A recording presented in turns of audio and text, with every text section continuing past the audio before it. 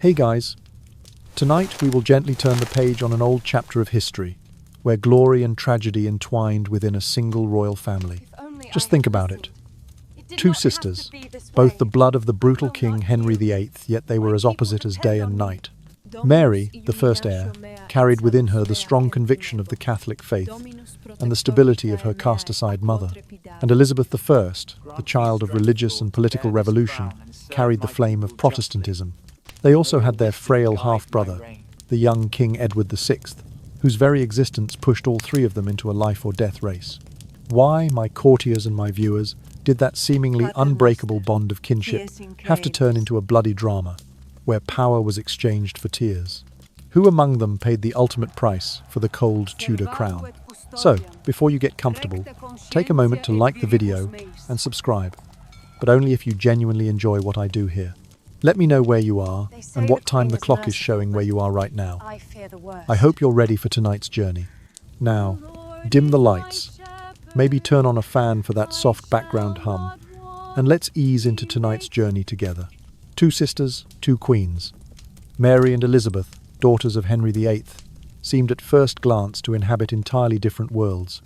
Mary was born into a marriage that appeared steadfast, and secure. Her mother, Catherine of Aragon, stood beside her father in unwavering devotion, and Mary herself was raised amid the solemn rituals of traditional Catholic worship. From her earliest days, she was treated as a true princess. She received lessons in Latin, theology, and courtly etiquette, as though she already ruled in her own right. The castle corridors echoed with the sound of her tutors' voices, and the heavy scent of incense lingered in every chapel where she knelt in prayer. Her childhood was gilded in ceremony and routine, a gentle cocoon woven of velvet and devotion. By contrast, Elizabeth arrived in the world amid upheaval and scandal. On the 7th day of September, in the year 1533, Catherine laboured to bring her second daughter into a court already rife with tension. Henry, consumed by his desire for a son, turned his affections toward Anne Boleyn and sought to set aside Catherine despite the Pope's refusal. Elizabeth's birth was thus not celebrated as a joyful extension of the royal line, but rather felt like a harbinger of Mary's undoing. The moment Elizabeth drew her first breath, Mary's golden childhood began to tarnish. Before the new princess could open her eyes, the first blows fell upon Mary's status and dignity. Stripped of the title Princess of Wales, Mary watched as every symbol of her royal identity was erased. Her gowns of crimson and gold were replaced with humbler attire, and the ornate rooms that once awaited her arrival grew silent. The most crushing indignity came when Mary was ordered to serve as a lady-in-waiting to her own sister. At barely 10 years old, she found herself in Elizabeth's nursery, adjusting the baby's swaddling clothes and drawing water from the basin, while the other girls giggled at this strange turn of fate. Each task felt like a dagger to her pride. Mary's humiliation did not end there. Henry pursued Anne Boleyn with unyielding fervour, defying the authority of the Pope and the traditions of the Church.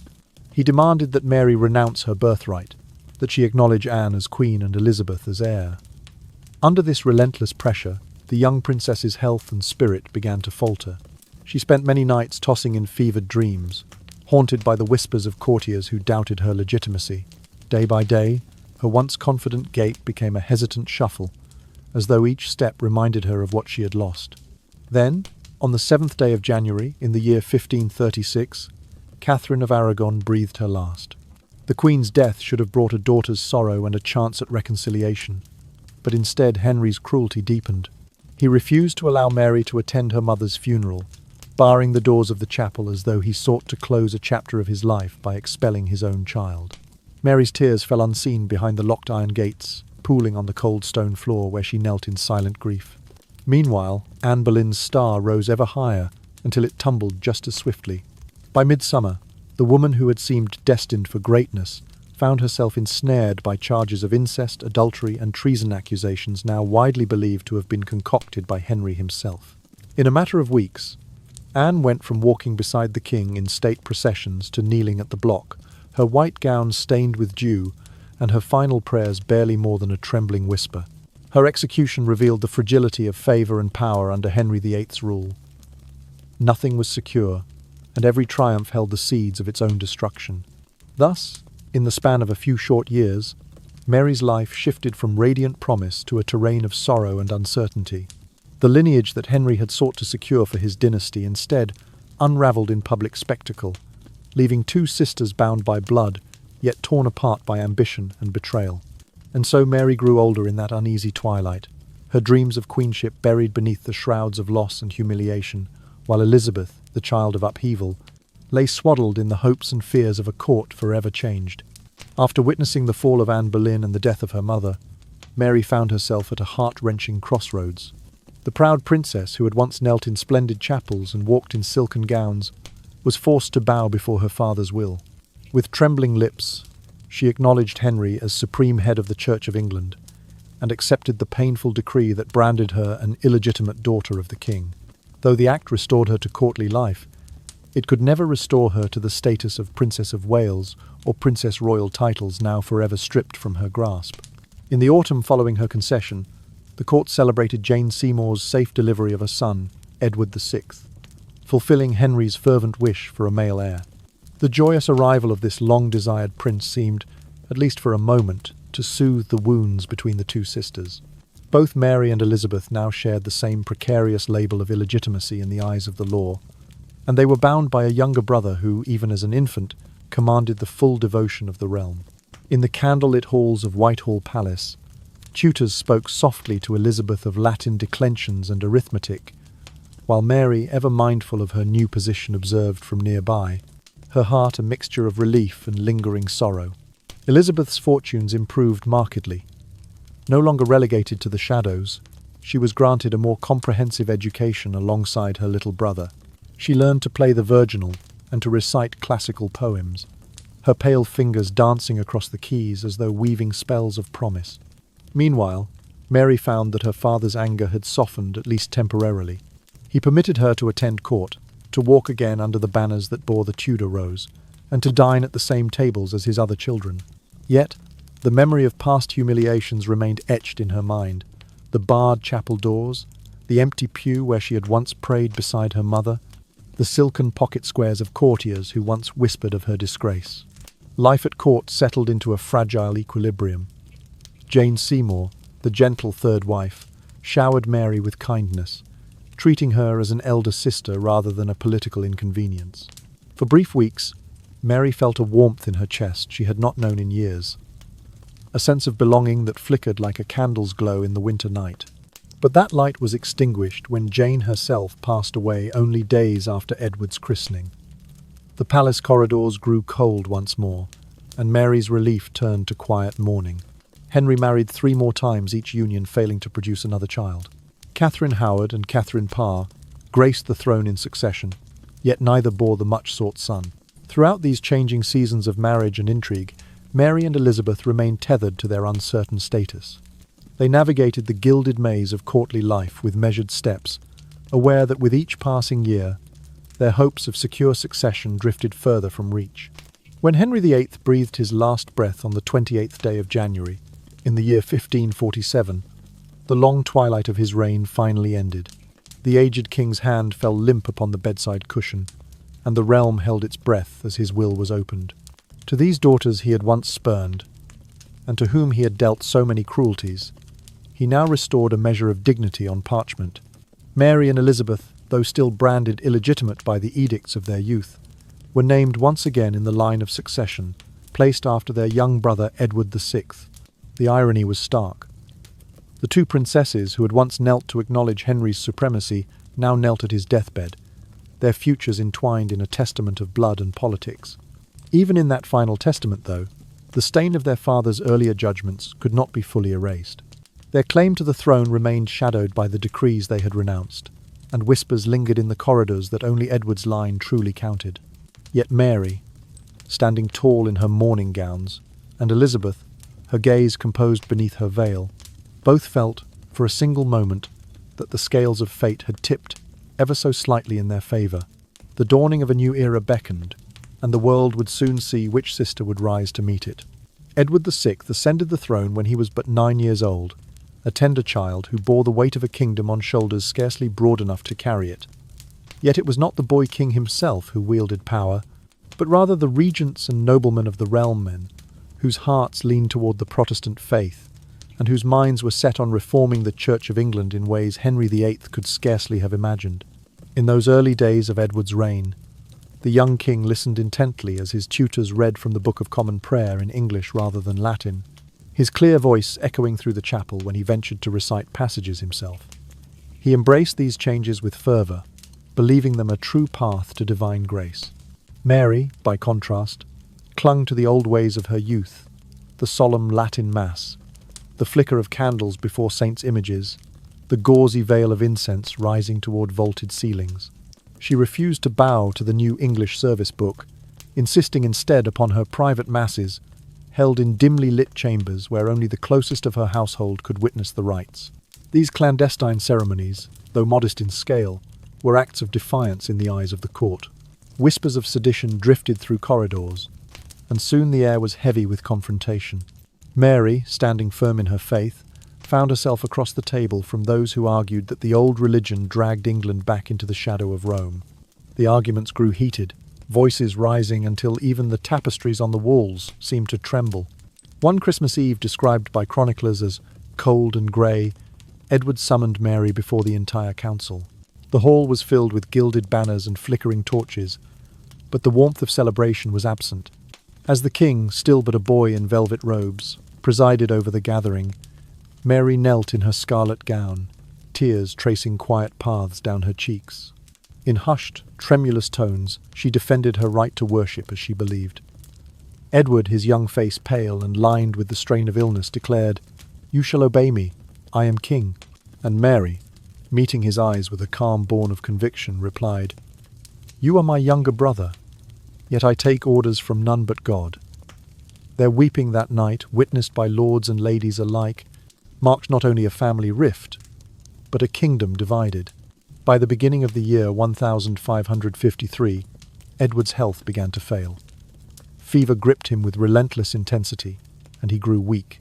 He knew that should he die without securing the Protestant future of his realm, Mary would ascend the throne and reverse every reform.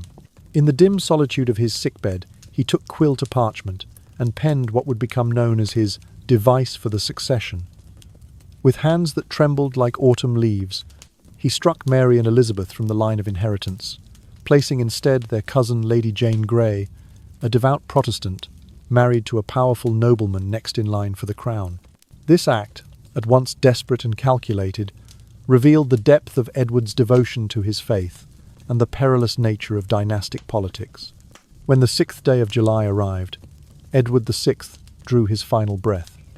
His passing was kept secret for 3 days, shrouded in a hush, as the regents made haste to set the wheels of succession in motion. The court in London awoke to the news with shock and sorrow, yet also with grim determination to honour the young king's last wishes.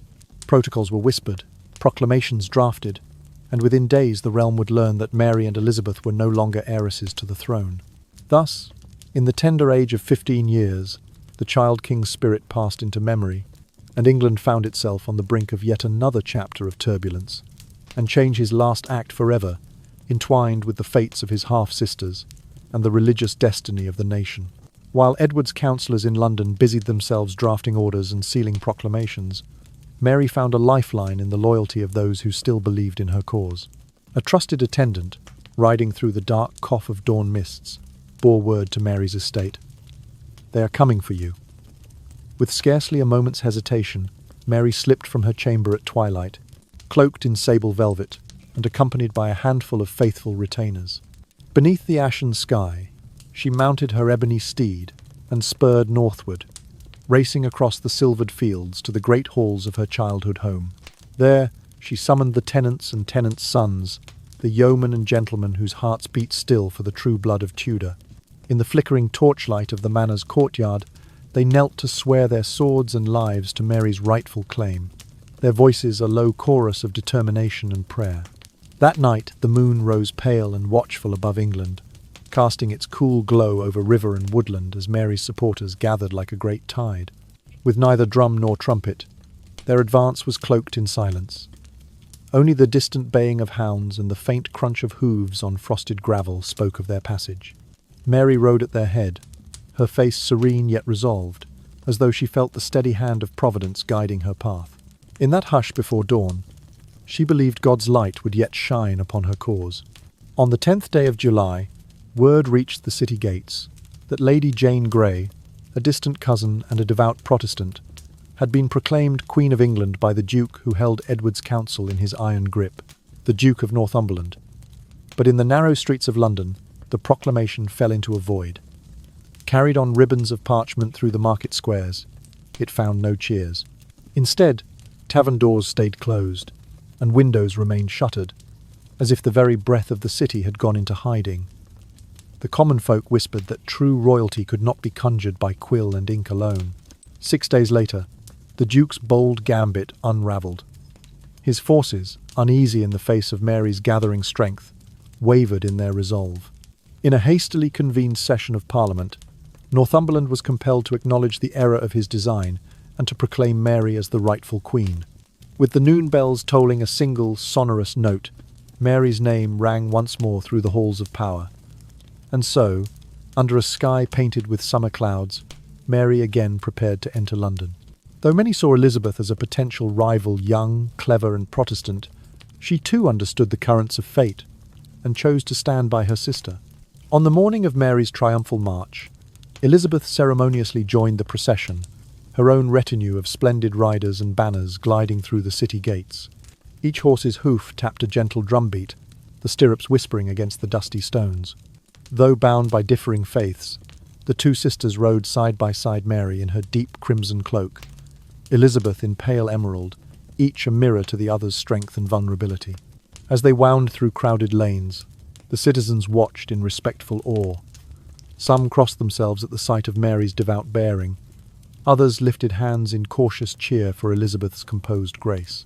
The Tudor rose, ancient and enduring, seemed to bloom anew on each standard carried before them. Their unity, poignant and fraught, suggested both reconciliation and the promise of fresh tensions to come, like the calm before a summer storm.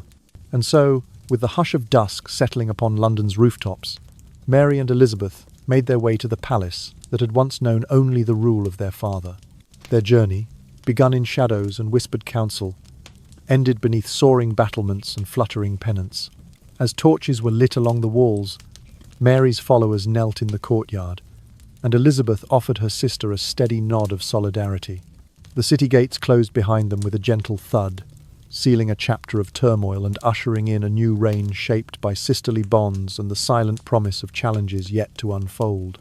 On the 1st of October, in the year 1553, beneath a leaden sky hung heavy with anticipation, Mary stepped forward to claim the crown that fate had restored to her. The ceremony was suffused with the solemn grandeur of her Catholic faith. Priests in crimson vestments chanted Latin rites, incense curled upward like silent prayers, and the ancient crown was placed upon her bowed head by trembling hands. In that hushed cathedral, Mary proclaimed the restoration of the Catholic Church in England, her voice soft yet unwavering, a gentle tide reclaiming an ancient shore. Her devotion to the old religion was not merely ceremonial. Within weeks, she moved to punish those who refused to heed her call. Chroniclers would later record that 287 souls, men, women, and even children were condemned as heretics and burned at the stake during Mary's reign. Though the flames licked the pale October air with fierce intensity, Mary believed their suffering would purge the realm of Protestant dissent. Thus, the Queen who had once knelt in sober submission to her father's will now wielded power with a chilling resolve, earning her the sobriquet Bloody Mary. Yet piety alone was not enough to secure her legacy. Mary understood that a dynasty unanchored by children would drift upon the tides of history. She sought a husband who could stand beside her on the throne and grant her heirs. Her choice fell upon Philip II of Spain, a monarch whose vast empire and devout Catholic zeal aligned with Mary's own convictions. The marriage treaty stipulated that Philip's role in government would be limited, that his councillors would require Mary's countersignature to enact any decree. Nevertheless, whispers of Spanish domination rippled through London's taverns and alleyways. The English people, who had scarce forgotten Henry VIII's break with Rome, feared that a foreign prince would bind England ever more tightly to Habsburg interests. In the summer heat of 1554, these anxieties coalesced into open rebellion. Led by Sir Thomas Wyatt, a gentleman with a gift for oratory and a heart aflame with Protestant fervour, some 2,000 to 3,000 men marched through country lanes toward the city. Their rallying cry was simple: "We will have no Spanish king." They demanded that Lady Elizabeth, sister of Mary and a Protestant sympathiser, be placed upon the throne instead. Mary's regime, taken by surprise, moved swiftly to quash the uprising, but not before suspicion had been cast upon Elizabeth herself. Whispers reached the Queen that her sister had lent covert encouragement to the rebels, emboldening them with the promise of her assent. In a cruel turn of fate, Elizabeth found herself accused of treason, the same crime that had cost Anne Boleyn her head. Under guard, Elizabeth was led to the Tower of London, its ancient stones echoing with the footsteps of royalty and revolution alike. There, she was confined to the same chambers once occupied by her mother before Anne's execution. The corridors seemed to sigh with memory, as though the ghosts of past tragedies lingered in each shadow. Mary, her heart torn between justice and mercy, drew a pen to sign the death warrant for her sister.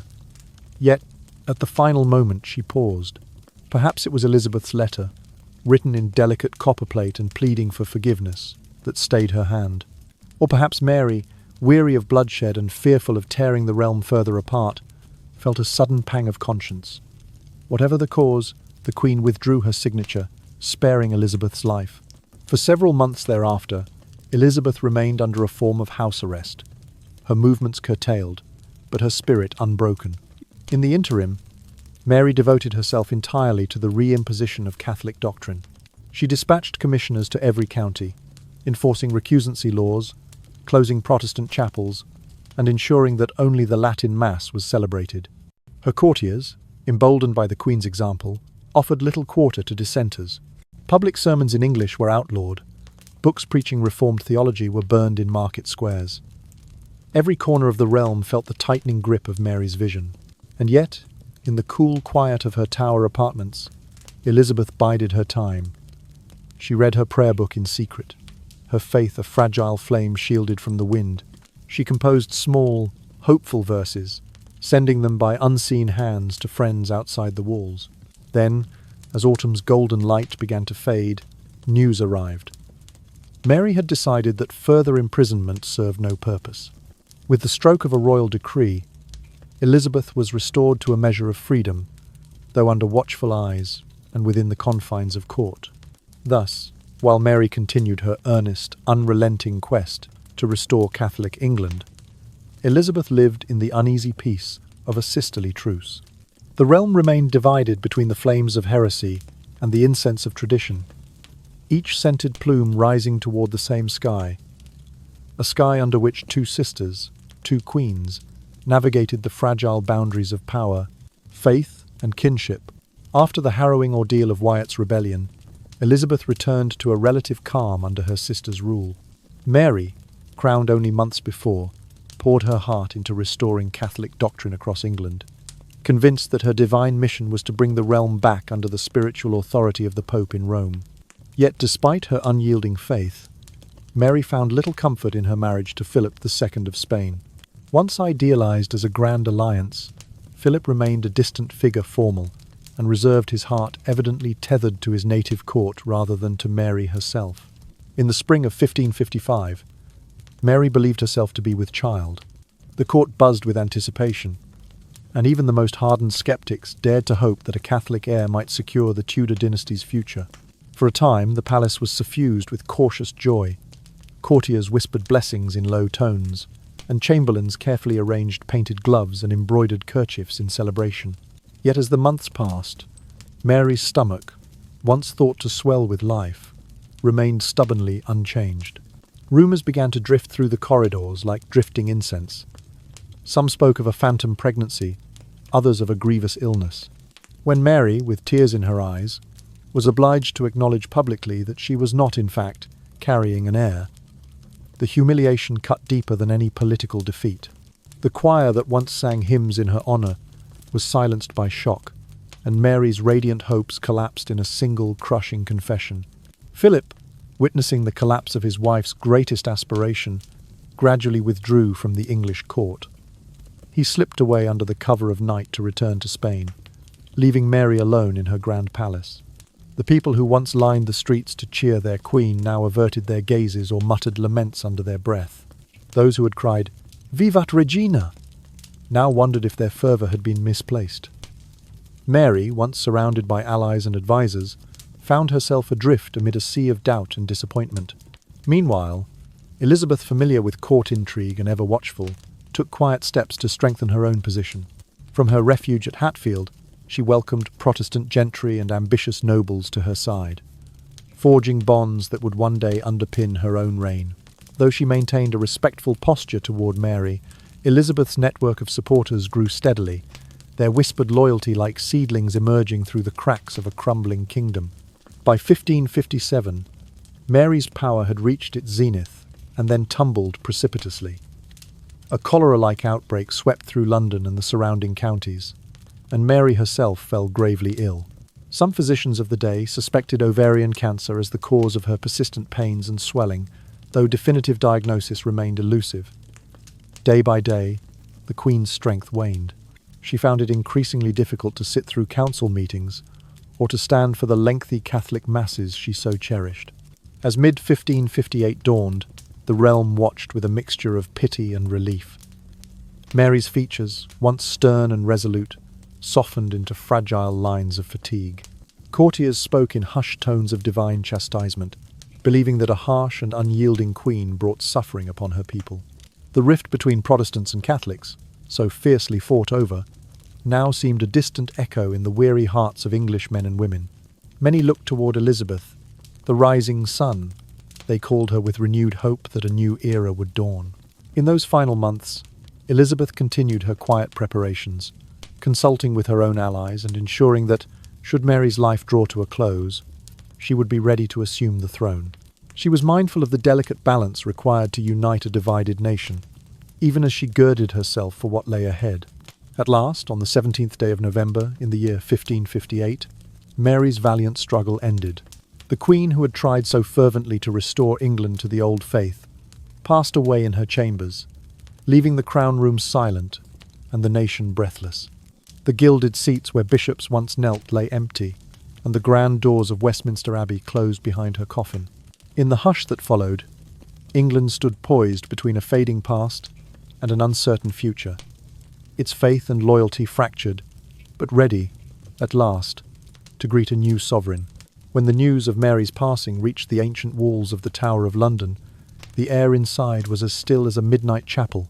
Gone were the clanging irons, and the watchful suspicions that had shadowed Elizabeth's own confinement just years before.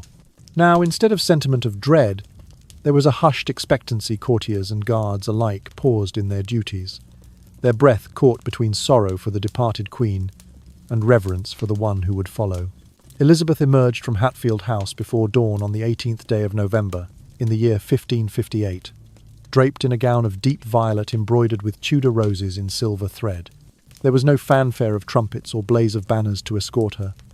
The quiet dignity of her bearing spoke more eloquently than any martial display. As she rode through the city's narrow lanes toward the Thames, Londoners clustered at windows and doors, faces pale with emotion. When Elizabeth passed, a single cry rose from the crowd. "Vivat Regina! Long live the Queen!" And it echoed off the stone walls, shattering the weighty silence of 6 tumultuous years under Mary's rule. From the moment she entered Westminster, Elizabeth set herself apart from her sister's reign by the choices she made for her coronation ceremony. The ancient abbey was prepared not as a stage for triumphant Catholic ritual, but as a scene of solemn national unity.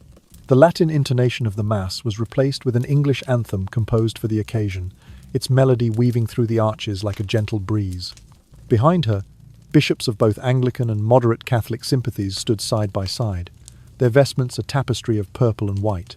When Elizabeth knelt to receive the anointing oil, the archbishop's hands hovered briefly as though weighing the kingdom's hopes. Then, in measured tones, he anointed her, and she rose to her feet bearing a scepter in one hand and an orb in the other, symbols not simply of divine right, but of her resolve to balance old faith and new. She spoke no long sermon that day, yet her sole declaration at the close of the service spoke volumes. "I will have one religion in my realm, that which shall be thought most godly by the common weal of all.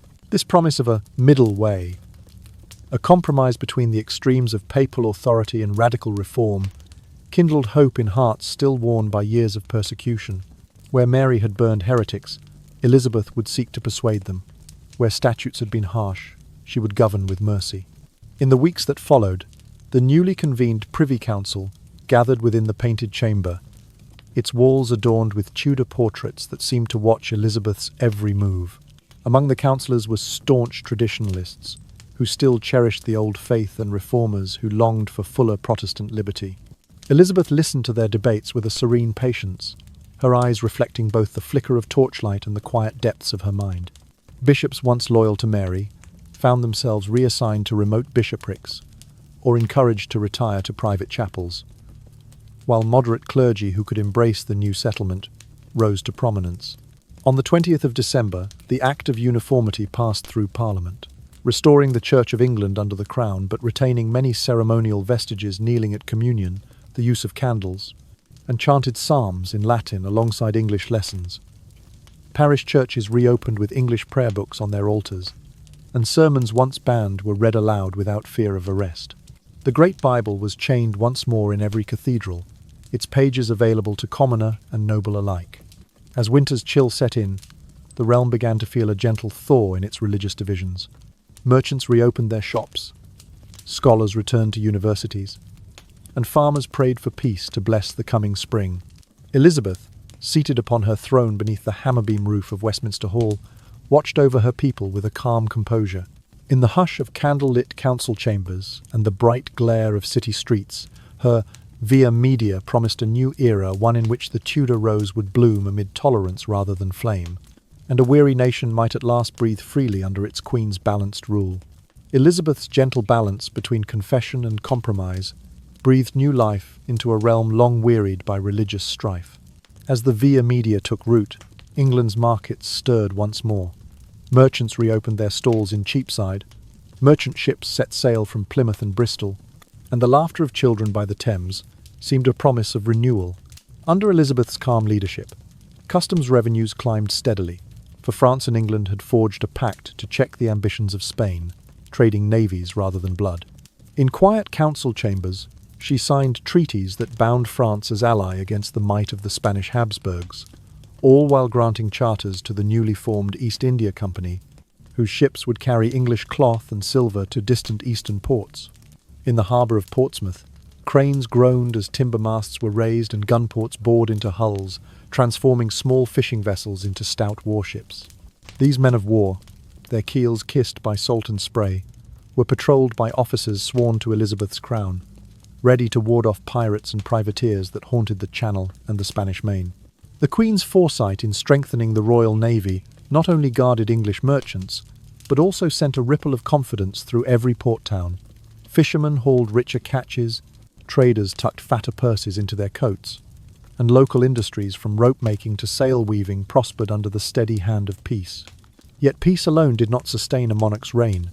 It was Elizabeth's gift for genuine engagement that won her the hearts of nobles and commoners alike. She mingled with her subjects, strolling unannounced through St. James's Park at dawn, her violet gown nearly brushing the dew-laced grass. She lingered at market stalls in Eastcheap, sampling cheese and offering gentle words of greeting to bakers and brewers. In the echoing halls of Parliament, she spoke not as a distant sovereign, but as a concerned neighbour, her eloquence weaving threads of unity. "Let us remember," she would murmur, "that the strength of this land lies not in gold alone, but in the loyalty of its people." Her speeches, measured and heartfelt, quelled factional rancour and encouraged compromise, so that lords of differing beliefs found common ground in their shared devotion to crown and country. By 16th century standards, such empathy from a monarch was a marvel. Where Mary's reign had been marked by the harsh hammer of punishment, Elizabeth held out an open hand. She encouraged the release of those who had suffered for conscience's sake, offering them royal pardons and small pensions so they might rejoin society with dignity. In this way, her reputation as a wise and benevolent ruler spread through taverns and courtly drawing rooms alike. Poets dedicated sonnets to her fairness. Merchants sent tribute in the form of silks and spices.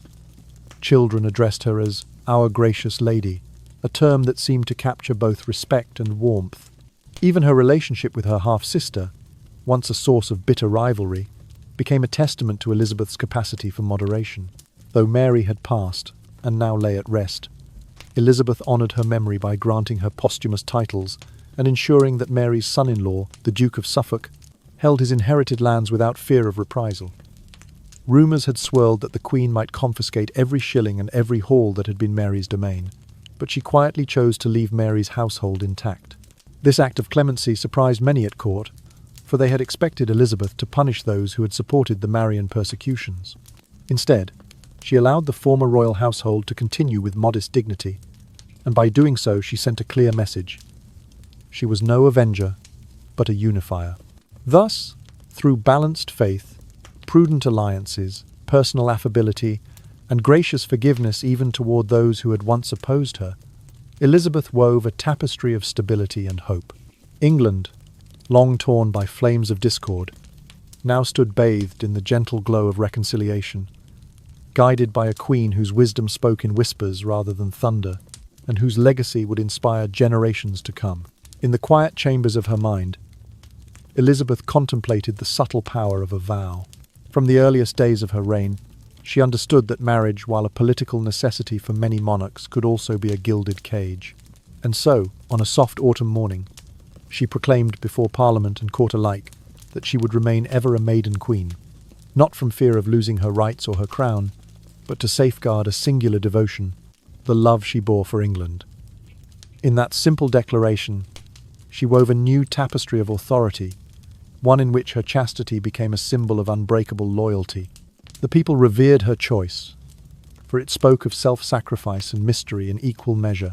Courtiers whispered that the Queen's heart was wedded to the realm itself, and foreign ambassadors spoke in hushed tones of the Virgin Queen, a sovereign whose power derived as much from her personal integrity as from any army or treasury. This cultivated image served Elizabeth well in the corridors of power. Without the obligations of a consort or children, she could move with singular purpose, negotiating treaties and alliances without fear that her domestic affairs might overshadow the needs of state. At banquets and ceremonies, her violet gowns and elaborate ruffs only heightened the sense of otherworldly grace, as though she existed apart from the petty desires of marriage and motherhood. The aura of chastity granted her a freedom few rulers enjoyed. Ambassadors courted her favour with gifts of gold and silk, while nobles vied for her counsel, hoping to share in her favour. Yet Elizabeth remained ever distant in matters of the heart, her reserved demeanour reinforcing the mystique that surrounded her name. In the years that followed, her reign was tested by crises both mundane and grave. One such scandal arose from the influx of dangerous cosmetics from the continent, rumoured to contain arsenic and lead. Ladies of the court, eager to emulate continental fashions, applied powders and rouges that promised to conceal every imperfection, but at the cost of slowly poisoning their skin and health. When reports of women falling ill in darkened bedchambers surfaced, Elizabeth acted with characteristic resolve. She ordered an inquiry, summoning apothecaries and merchants to Westminster to account for their imports. With a gentle yet iron will, she decreed that only licensed practitioners might sell such compounds, and that all powders imported without the royal seal would be destroyed. In this way, she safeguarded her subjects' well-being while reinforcing her reputation as a protector of common welfare. Yet more dire plots lurked beyond the cosmetic scandal. Mary Stuart, once Elizabeth's cousin and fellow queen, remained a rallying point for those who longed to see Catholicism restored in England. Whispers of conspiracy drifted across the northern border and reached Elizabeth's ear. Mary had been implicated in a scheme to assassinate her cousin and seize the throne. The evidence letters smuggled in from French agents, testimonies from conspirators was laid bare before Parliament. Though the chamber trembled at the prospect of executing a fellow monarch, Elizabeth recognised that mercy could become weakness. With a steady voice that betrayed no hesitation, she signed the death warrant for Mary Stuart. The decision sent shockwaves through Europe. Catholic princes condemned her, and certain factions within England lamented the loss of kinship. Yet for Elizabeth, the stability of her realm and the safety of her subjects outweighed the bonds of blood. When Mary's head was severed on the scaffold, it marked not only the end of a life, but also a clear message. No threat, no matter how noble in lineage, would be tolerated, Through this act, Elizabeth demonstrated that her chastity of heart extended to her loyalty to England, above all else, even above family ties. And so, the Virgin Queen stood resolute on the precipice of a new age. Her image as a solitary figure, unwed and unburdened, became a beacon of unwavering commitment to her nation.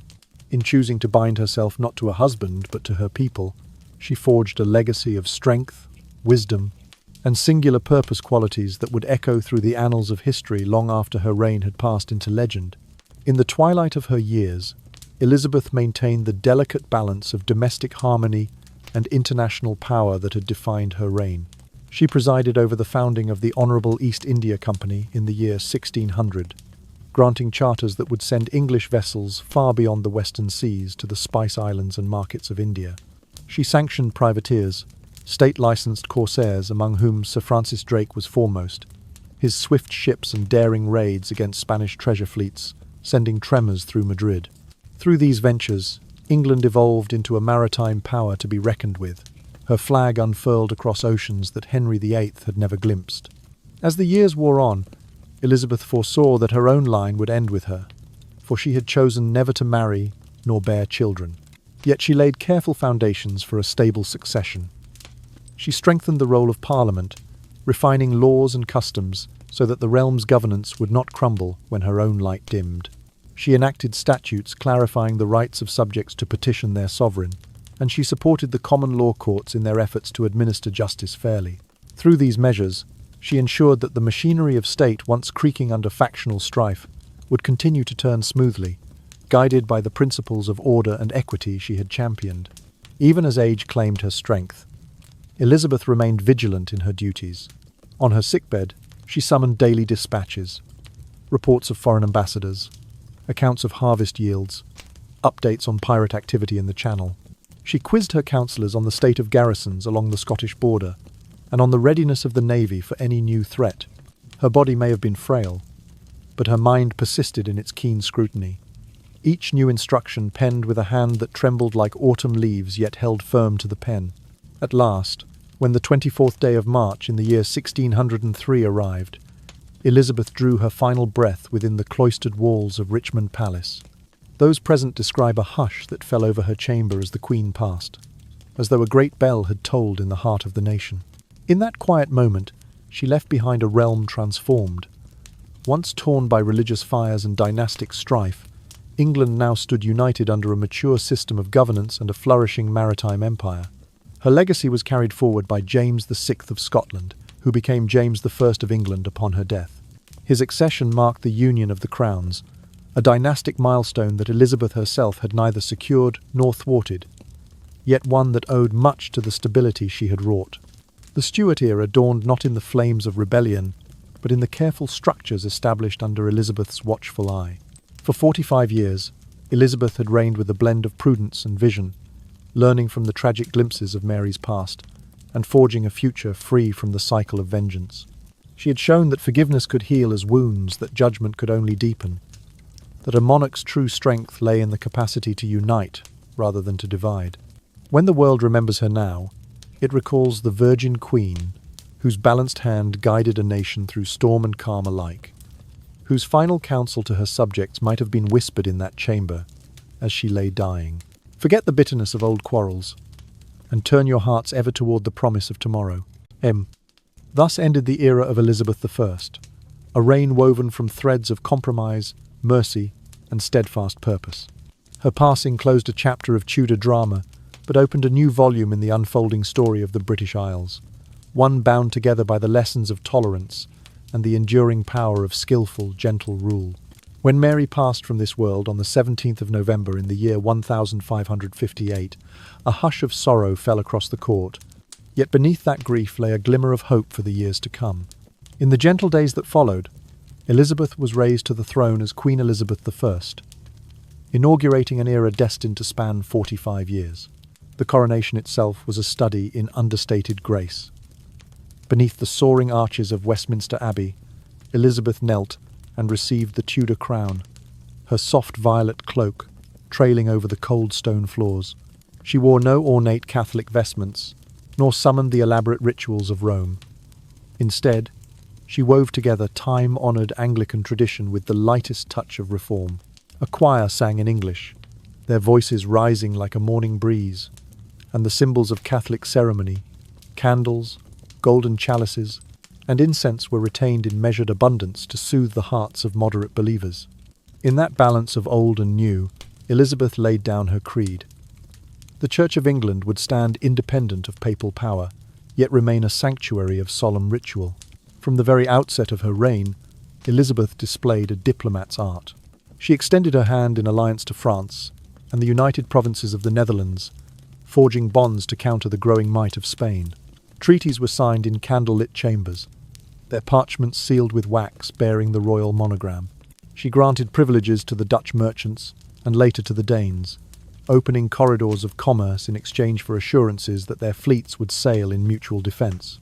Into this web of alliances, she wove the talents of her most trusted counsellors, William Cecil, Lord Burghley, whose steady wisdom guided foreign policy, and Sir Francis Walsingham, whose keen intelligence network reached into every shadowy corner of Europe. Under their counsel, England's reputation at court and abroad rose like the morning sun, and her navy, once but a handful of modest vessels, grew into a fleet capable of guarding the Baltic coasts and patrolling the western shores of France. At home, Elizabeth turned her gaze toward the wealth of distant seas. In the year 1600, she granted a charter for the East India Company, a venture that would one day spread English sails across the Spice Islands and the rich markets of India.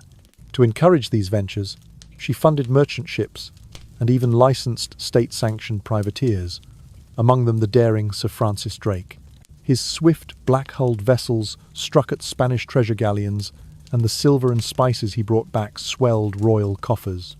Under Elizabeth's watchful eye, customs revenues climbed steadily, and the crown's purse was replenished without the need for burdensome taxes. Towns along the Thames and the Solent prospered, workshops hummed with the forging of nails and the weaving of sails, and the bustle of ships loading wool and tin gave a new rhythm to England's harbours. In tandem with her policies, Elizabeth perfected the art of her own image, becoming the legendary Virgin Queen. She declined every suitor who knelt before her, from Francois, Duke of Anjou, whose French courtship promises had glittered like jewels, to Robert Dudley, her boyhood companion whose unwavering affection was said to outshine the stars. By remaining unwed, she ensured that her own heart would never be divided, that no foreign husband might claim authority over her decisions. Her choice lent her an air of mystery, as though she were wedded to the soul of England itself. Through this blend of diplomatic skill, maritime ambition, economic innovation, and personal mystique, Elizabeth secured the loyalty of both the common folk and the nobility. Her policies breathed new life into Parliament, strengthening the very institutions that would guide England long after her reign had ended. Abroad, foreign powers found themselves mindful of the maiden monarch, whose will was as firm as her vow of virginity. And at home, in quiet assemblies and bustling marketplaces alike, people spoke her name with affection. "Our gracious lady," they whispered, "protector of our island spirit." In this way, Elizabeth I shepherded a nation from the brink of division to the dawn of its golden age. Her legacy etched in every ship that plied distant waters and every statute that fortified the realm. In the quiet hush of the early 17th century, as dawnlight filtered through the mullioned windows of her councils, Elizabeth faced threats both from within her realm and from abroad. Among the most insidious was the Babington Plot of 1586, a conspiracy born of extremist zeal among certain English Catholics who, in their fervour, allied themselves with Mary Stuart, the exiled Queen of Scotland.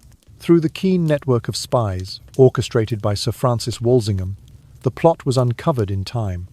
Letters smuggled between Mary and the conspirators, hidden in barrels of wine and baked into loaves of bread, revealed designs to assassinate Elizabeth and place Mary upon the English throne. In Westminster Hall, Mary's trial unfolded with solemn gravity, her dignity at odds with the weight of the charges. When Elizabeth affixed her signature to the death warrant on the 8th day of February in the year 1587, she sealed Mary Stuart's fate. Though the decision rent the fabric of Catholic sentiment at home and abroad, it removed the gravest threat to the Tudor line and sent a clear signal to Philip II of Spain that England's crown would not be won by subterfuge. Barely a year later, in 1588, the Spanish Armada set sail from Lisbon's harbour, a vast fleet dispatched by Philip, with the dual charge of overthrowing Elizabeth's Protestant realm and restoring England to papal obedience. Under the firm leadership of the Earl of Howard and the daring manoeuvres of Sir Francis Drake, who sent fireships drifting into the Spanish formation, the Armada found itself battered by gales and outmanoeuvred along the English Channel. Night after night, the thundering roar of broadside cannon and the cries of sailors echoed across moonlit waters. Then, as if heaven itself had turned against the invaders, a great tempest scattered the Armada, driving its battered vessels northward around the coast of Scotland and Ireland. When the smoke cleared and the battered remains of Spain's proud Armada limped home, the victory was hailed throughout England as the Lord's own triumph. Elizabeth, standing on the White Tower's ramparts, declared it God's victory, affirming that the defence of the Anglican faith was nothing less than a divine mission. The result was a surge of national pride and unity, knitting together a country long rent by religious strife. Amid these trials of statecraft and warfare, the cultural life of Elizabeth's kingdom flourished into a golden age. The Queen herself, a learned patron, welcomed playwrights and poets into her court. William Shakespeare penned his early comedies and histories under the flicker of candlelight in the Globe Theatre. Christopher Marlowe's bold verse echoed through the galleries of Blackfriars. Edmund Spenser's epic couplets found voice in the moonlit groves of his pastoral settings. At Whitehall Palace, masques and revels marked every turning of the season, with gilded stages erected upon marble floors and masked musicians weaving melodies that spoke of heroism and love. Elizabeth, fluent in French and Italian and versed in the Latin of Scripture, delighted in these gatherings. After council meetings, she would retire to the Painted Chamber where, accompanied by lute and viol, ambassadors and courtiers recited sonnets in her honour. Her own speeches to Parliament, delivered in measured cadences, were themselves works of art, each phrase chosen to inspire concord rather than quarrel. In her presence, the arts were not mere entertainment, but a balm for the mind and a reminder of England's rising stature. Thus, through trials of sedition and the thunder of cannons, through intrigue and through verse, Elizabeth's later years shone with the tempered strength of a ruler who knew how to blend mercy with authority, war with patronage, faith with reason. Under her steady gaze, England emerged from the storms of schism to stand as a beacon of learning, culture, and naval power. An island realm whose destiny had been shaped by the wisdom of a queen whose voice, though softer than the roar of battle, carried the promise of a new dawn. Throughout her nearly half-century on the throne, Elizabeth faced trials that tested her resolve beyond the bounds of war and diplomacy. The coffers of the crown grew thin in the aftermath of the Armada campaign and costly alliances against Spain, plunging the realm into periodic fiscal crises. Grain prices soared, and harvests sometimes failed, bringing famine to rural counties where hardship was already a way of life.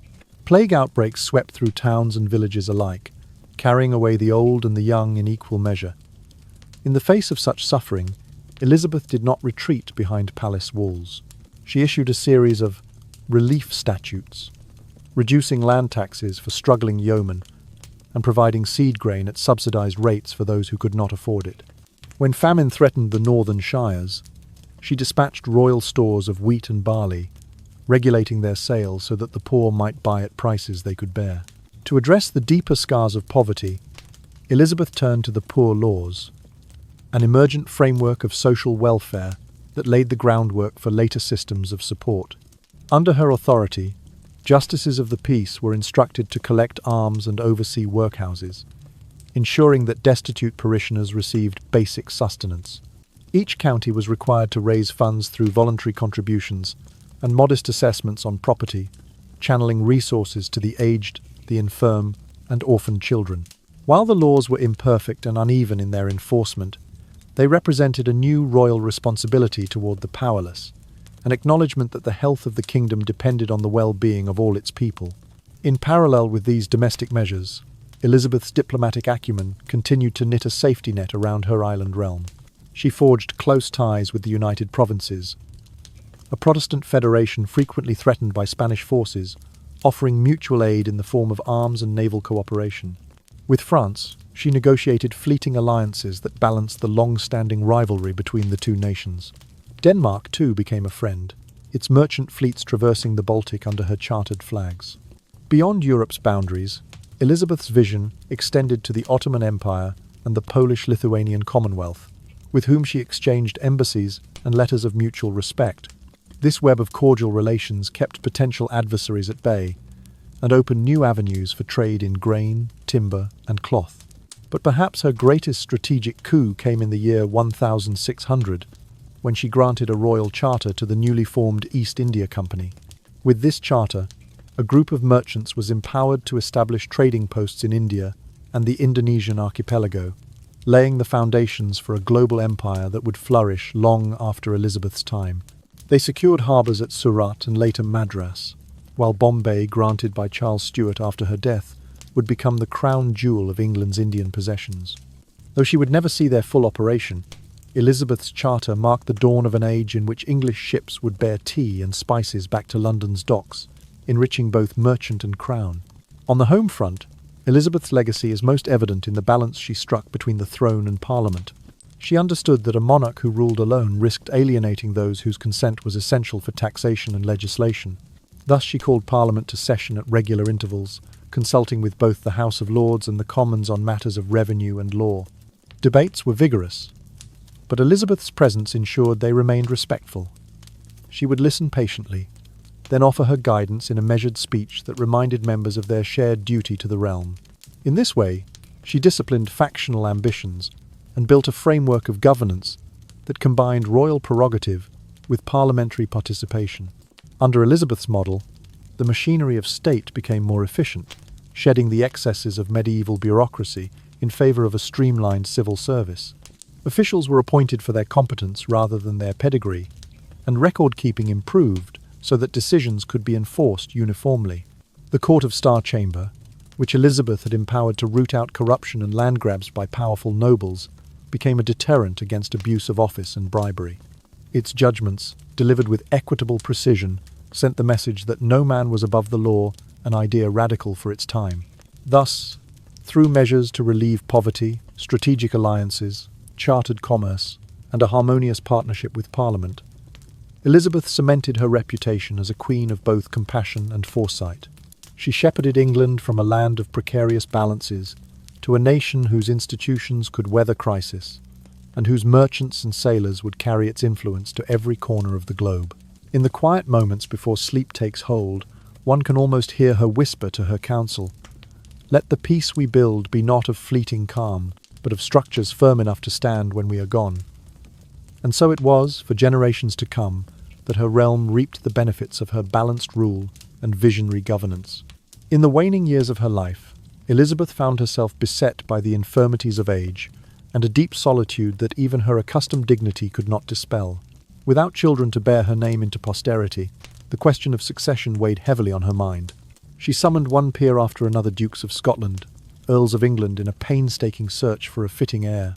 Yet each noble scion, though accomplished in learning and valour, bore the shadow of factional ambition that might fracture the realm she had so carefully bound together. At last, in a moment of clarity born of both wisdom and necessity, Elizabeth turned to James VI of Scotland, the son of Mary Stuart, whose own fate had once hung in the balance of her mercy. Though he was a foreign prince, his lineage offered the promise of uniting the crowns of England and Scotland without conflict. In that decision lay a quiet courage. To place the future of her nation in the hands of a man whose homeland had long been both ally and rival. She proclaimed him her legal successor, binding two kingdoms by blood and treaty, and praying that this union would yield the lasting peace for which she had so long laboured. As the days of her life dwindled, Elizabeth lay in a chamber warmed by a single hearth fire, its embers glowing like the last glimmers of an autumn Sunday. Attendants brought her daily briefings, reports of grain stores, the state of the navy, letters from foreign courts, each detail weighed in the balance of her unwavering concern. Even in weakness, her mind remained supple. She inquired about the welfare of orphanages and the oversight of the poor laws, mindful that her passing must not leave the vulnerable bereft of care. When the 24th day of March, in the year 1603, finally arrived, Elizabeth felt her strength ebb like a tide receding from the shore. With trembling fingers, she summoned her secretary and bade him fetch her final will. In the hush that filled the chamber, she scanned the royal testament she had penned, her eyes tracing the careful words that would guide her successor. In a voice as soft as a twilight breeze, she offered counsel to the new king. Bear in your heart, dear cousin, the needs of the people above all. Let your sceptre be a staff of support, not a rod of tyranny. Place the commonweal before private gain, and preserve the compromise of our faith, neither leaning wholly to old ways nor rushing to extremes. May your reign be marked by the sword of peace and the doctrine of charity. With that final benediction, Elizabeth closed her eyes and exhaled her last breath, drifting like a leaf carried from the bow of history. In the days that followed, James crossed the border and was declared James I of England, his coronation, a quiet reflection of his predecessor's legacy. Under his rule, the two kingdoms' crowns rested upon one head, just as Elizabeth had foreseen, fulfilling her hope for unity. Thus ended the reign of Elizabeth I, a monarch whose life had been shaped by trials of faith, of family, and of nation. In her long governance, she had built bridges between warring creeds, woven alliances across uneasy seas, and laid the foundations of commerce and law that would endure for centuries. Yet above all, she imparted a singular truth to those who would follow, that the might of a queen lies not in her lineage nor in the terrors she can unleash, but in her capacity to forgive old wounds and guide her people toward a shared tomorrow.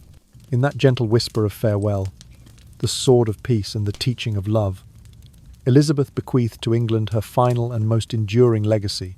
Elizabeth's reign extended far beyond the span of her 45 years upon the throne, for the legacy she wove into England's tapestry endured through centuries. She stood as living proof that a woman could govern with resolute strength and subtle acumen just as effectively as any king. Under her guidance, the treasury brimmed with wealth gathered from booming trade and prudent fiscal reforms, ensuring that the realm never again slipped into the dire shortages of earlier decades.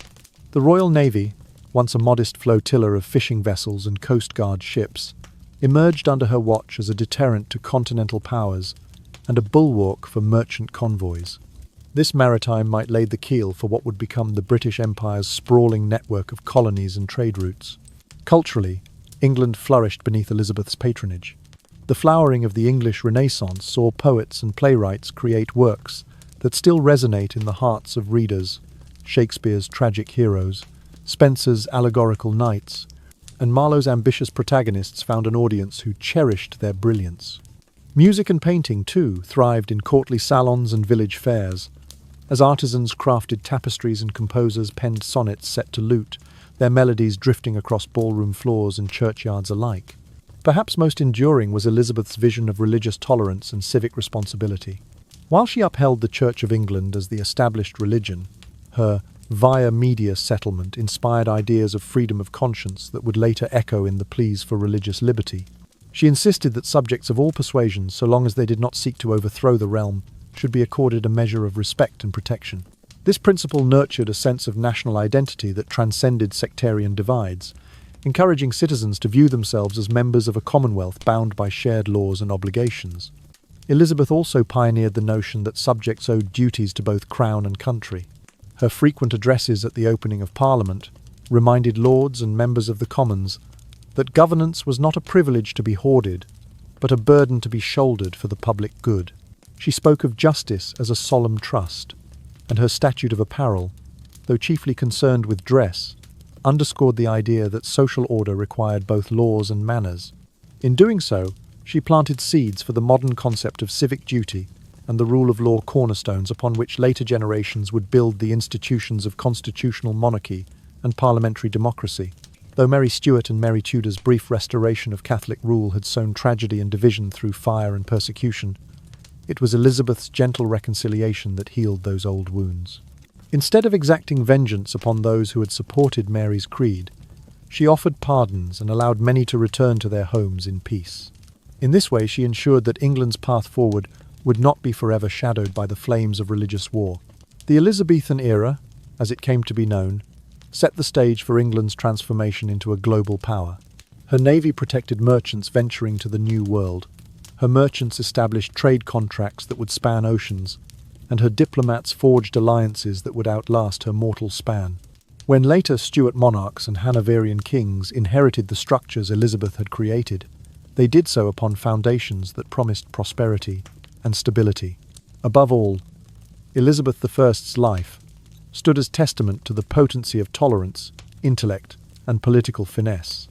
In the quiet hours before dawn, with the kingdom at rest, she might have reflected on the burdens she bore and the triumphs she secured.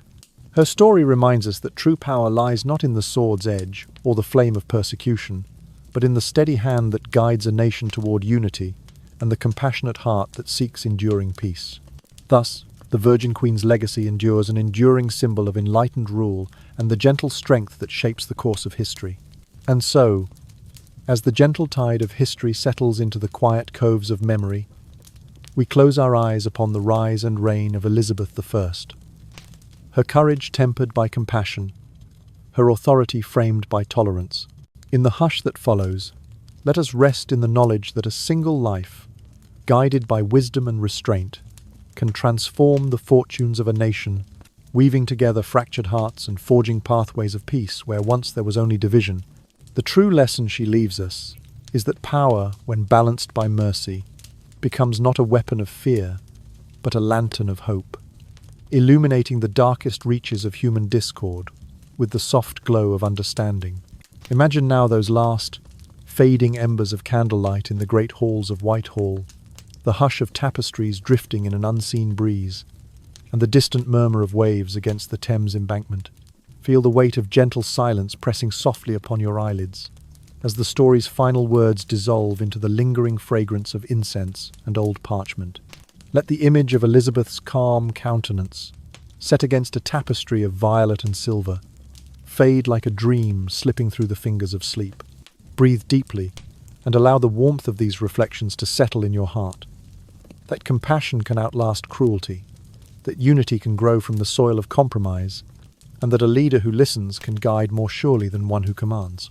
In this quiet moment, know that the past is a gentle teacher, and the future waits patiently for the seeds we plant today in understanding and kindness.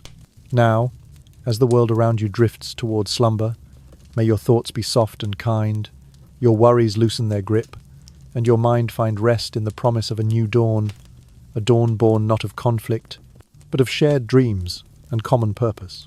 May the gentle whisper of good night carry you on a cloud of peace, and may the lessons of a bygone queen linger in your dreams as a soothing balm against the cares of waking life. Sleep well, dear listener, and when you awake, carry with you the spirit of balanced rule and empathetic strength. If you would journey with us again through the corridors of time and the quiet moments of history's most compelling souls, do subscribe to our channel, so that each new story may find you refreshed, inspired, and ready to dream once more. Good night, and sweet dreams.